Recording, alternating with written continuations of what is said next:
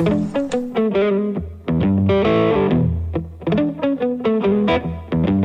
practice witchcraft.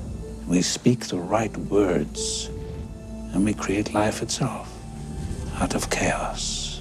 Westworld is about more than consciousness, androids, and whether free will is actually possible. The show's premise is also an extended metaphor for storytelling. Would you like that, Teddy?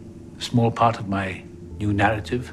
A fiction which, like all great stories, is rooted in truth? As we watch Anthony Hopkins Ford and his team oversee the theme park of androids, we think of a writer or director making his characters imitate life and maybe even come truly alive. Bring yourself back online. Hello.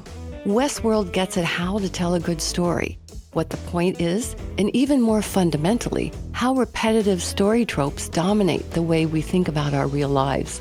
Most people tend to dismiss fictions as harmless escapes, but Season 1 sets out to show us that the way we internalize and believe in fictional stories is the key to shaping our choices, identity, and actual reality. Beware, this video contains major spoilers for Westworld Season 1.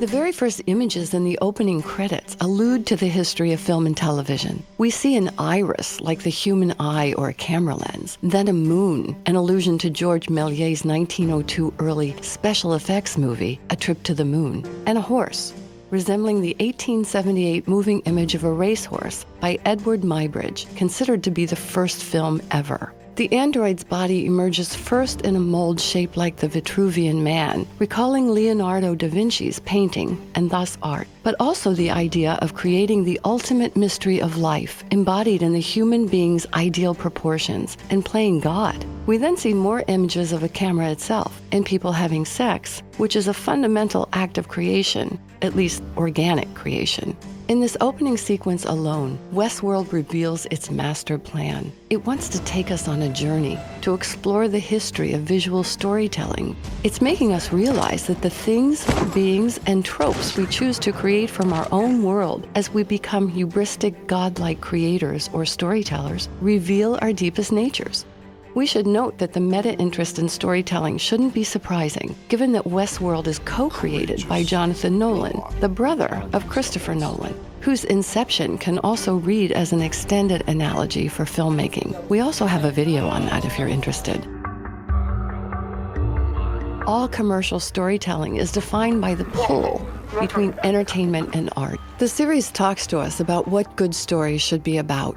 They should be more than basic instinct entertainment that underestimates the audience, even if it's true that most viewers are seeking some primary releases. The maze represents that hidden, sacred meaning we're seeking in stories. While entertainment answers basic desires like sex, violence, or the need to laugh, art grabs the heart via subtle nuances and feeds our big-picture quest to understand the mysteries of our own lives. On the outer level of the park is the superficial blockbuster-style entertainment for entertainment's sake. Besting fearsome braves, seducing newborn maidens. Logan, whose family business owns a stake in the park, and Lee Sizemore, the narrative director who resembles a hotshot studio head or producer, believe most people just want flashy spectacle and easy, cheap thrills. Guns and tits and all that. And the numbers indicate these surface entertainments are why most people come to the park. Just as our box office stats suggest, that's why most people want movies and TV. Most of the guests just want a warm body to shoot or to fuck. They would be perfectly happy with something a little less baroque.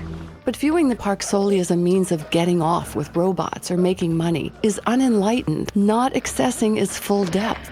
Even worse, it can turn the park into an excuse to let out darker, cruel, or borderline sociopathic tendencies, like a repressed urge to kill and use women.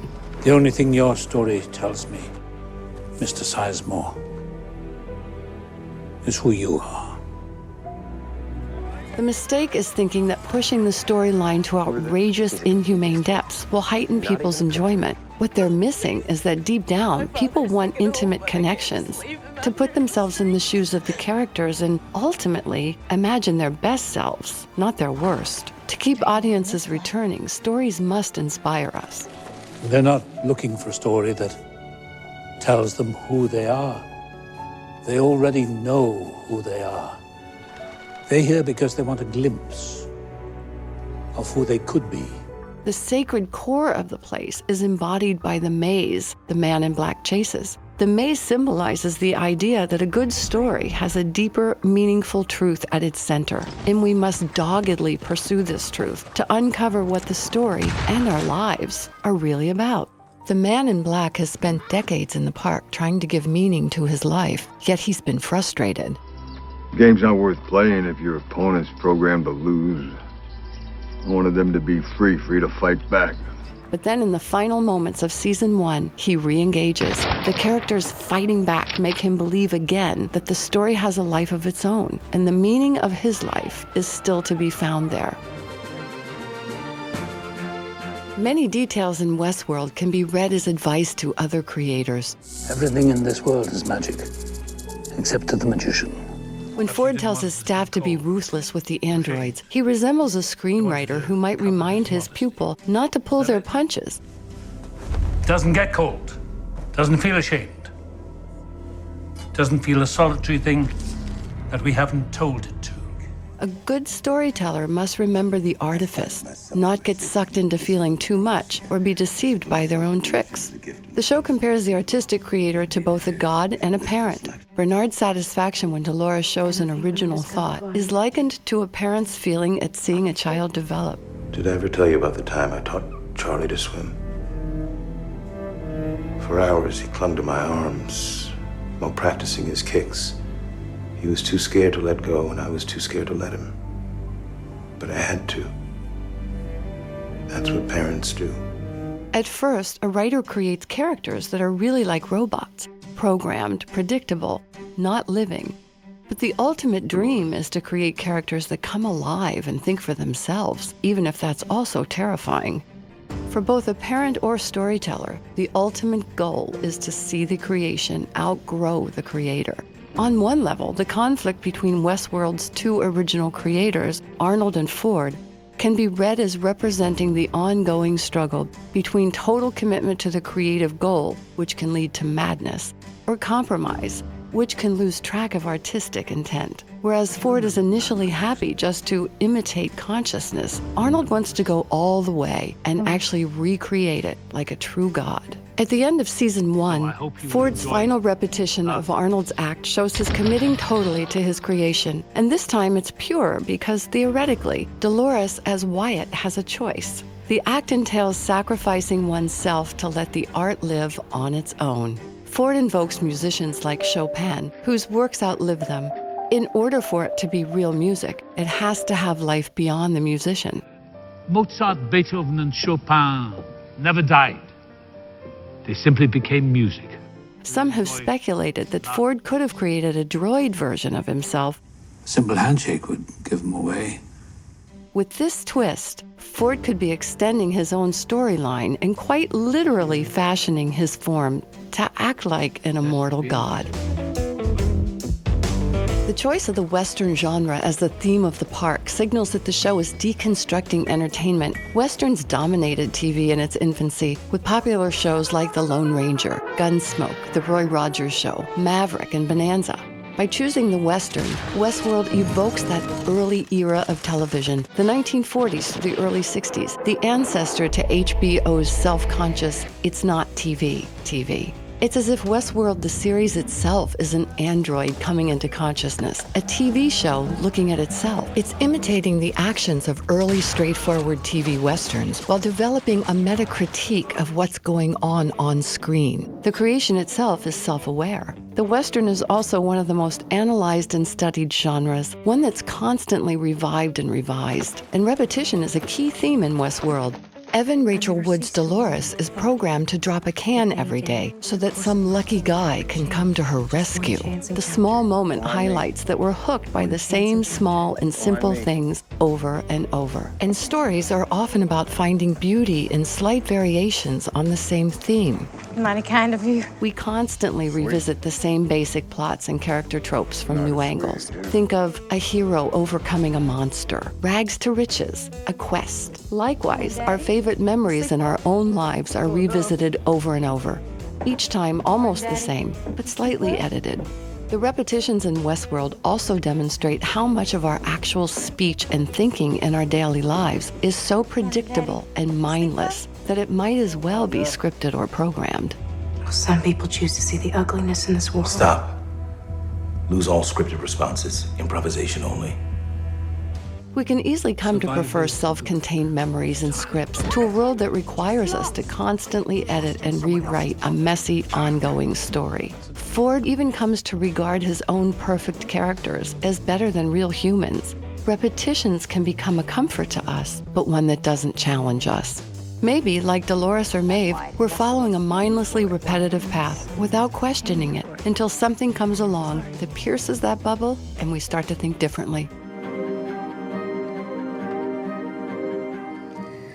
I want you to break into hell with me and rob the gods blind. Stories are also our means of change and transformation. They empower us to reach for more than our given life. The crux of the Icarian impulse, our desire to be more, is both hubristic and dangerous, but also what is most beautiful and deeply human about us. As Dolores transitions from droid to conscious being, it is this very lust for more that makes her feel suddenly human. Cast as the appealing damsel in distress, feminine Dolores boldly steps out of her role to claim a bigger story. I imagined a story where I didn't have to be the damsel. She becomes the hero, and then the supposed villain. It's not a linear process, though, we learn. She's been here before. He knew we'd find you. And eventually he did. Right back where we started. Shining with that same light.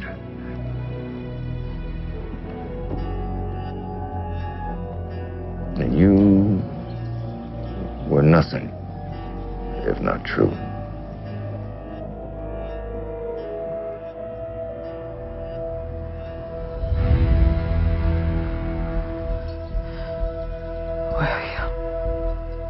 Deciding to change isn't a moment that happens, as many movies lead us to believe, in the blink of an eye. We don't have one revelation and then everything is permanently different. Real change is iterative.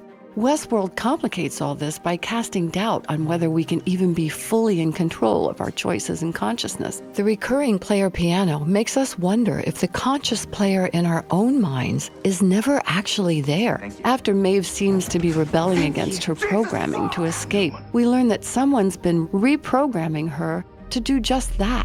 Escape. So while the show inspires us to step out of our same old stories, it also tells us we may have to accept a new level of powerlessness, or that it's possible we don't have free will.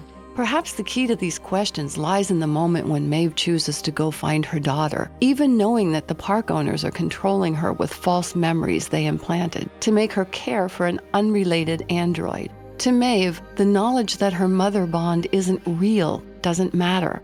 The same goes for us and the stories that embed themselves deeply in our hearts. It makes no difference how thoroughly they can be disproven in fact and intellect. Once it takes root, that story becomes our truth. Since I was a child, I've always loved a good story. I believe that stories helped us to ennoble ourselves, to fix what was broken in us, and to help us become the people we dreamed of being. Lies that told a deeper truth.